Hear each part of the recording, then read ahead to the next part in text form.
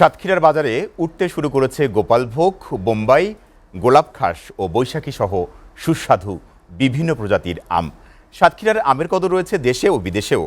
জেলা প্রশাসন ও কৃষি বিভাগের বেঁধে দেয়া নির্ধারিত সময় মেনেই শুরু হয়েছে আম সংগ্রহ করা। তবে আম চাষিরা বলছেন, বৈরী আবহাওয়ার কারণে জেলায় আম উৎপাদন গত কয়েক বছরের তুলনায় বেশ কম। সাতক্ষীরা থেকে শাহিন গোলদারের প্রতিবেদনে বিস্তারিত। ভৌগোলিক কারণে সাতক্ষীরার আম দেশের অন্য অঞ্চলের তুলনায় আগেভাগে পরিপক্ক হয়। নিরাপদ ও বিষমুক্ত আম বাজারজাত করতে জেলা প্রশাসন ও কৃষি বিভাগের বেঁধে দেওয়ার সময় অনুযায়ী শুরু হয়েছে আম সংগ্রহ। আমে ভরপুর হয়ে উঠেছে শহরের বড় বাজার। রাজধানী ঢাকা সহ দেশের বিভিন্ন স্থানে আম পাঠাচ্ছেন ব্যবসায়ীরা। তবে এখনও বাজারে আসেনি চাহিদার শীর্ষে থাকা হিমসাগর আম। বাজারে আসবে 15ই মে থেকে। নিরাপদ ও বিষমুক্ত আমই বাজারজাত করা হচ্ছে বলেছেন ব্যবসায়ীরা।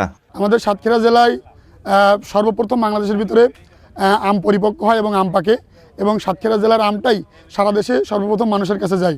বাজারে আমের আমদানি ভালো আছে, তবে আশা করা যাচ্ছে আরও বেশি বাড়বে। এই সুলতানপুর বাজারে আমার দেখা মতে 18 থেকে 2400 টাকা পর্যন্ত কোয়ালিটি ভেদে আমগুলো বিক্রি হচ্ছে। সরকার যদি আমের রেটটা একটু ভালো যদি বেঁধে দেয়, 3000 থেকে 3500টার মধ্যে রেখে দেয় গোবিন্দর আমের দামটা, তাহলে আমাদের একটা ভালো একটা আশা ভরসা থাকে।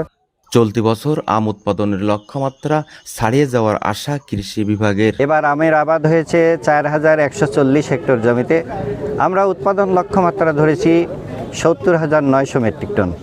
আশা করছি এই 70,900 মেট্রিক টনের অধিক উৎপাদিত হবে। আমের মান ঠিক রাখতে নির্ধারিত সময়ে সংগ্রহ করতে বলা হয়েছে, জানান জেলা প্রশাসক।